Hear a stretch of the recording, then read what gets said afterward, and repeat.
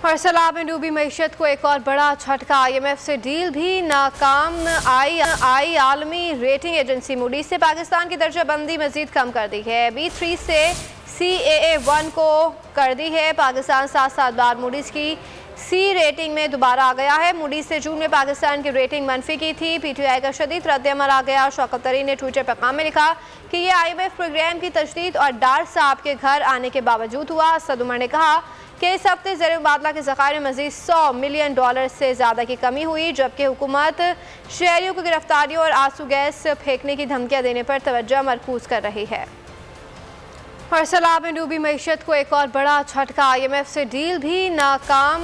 आई आलमी rating agency Moody's से पाकिस्तान की दर्जाबंदी मजीद कम कर दी है। B3 से CAA1 को कर दी है। पाकिस्तान 7 बार मूडीज की C रेटिंग में दोबारा आ गया है। मूडीज से जून में पाकिस्तान की रेटिंग मनफी की थी। PTI का शदीद रद्द-ए-अमल आ गया। शौकत तरीन ने ट्विटर पैगाम में लिखा कि यह IMF प्रोग्राम की तशदीद और डार साहब के घर आने के बावजूद हुआ। असद उमर ने कहा कि इस हफ्ते ज़र मुबादला के ज़खायर में मज़ीद $100 मिलियन से ज़्यादा की कमी हुई, जबकि हुकूमत शहरियों को गिरफ्तारियों और आंसू गैस फेंकने की धमकियाँ देने पर तवज्जो मरकूज़ कर रही है। मंजिल, रास्ता, जज्बा,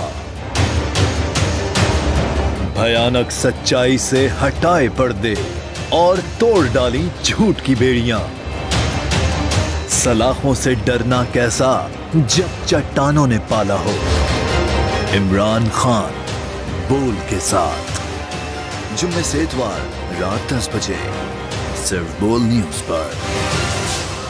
सबसे ज्यादा व्यूज, सबसे ज्यादा रील्स और सबसे ज्यादा रेटिंग के साथ बोल अब भी नंबर 1 पोजीशन पर बरकरार।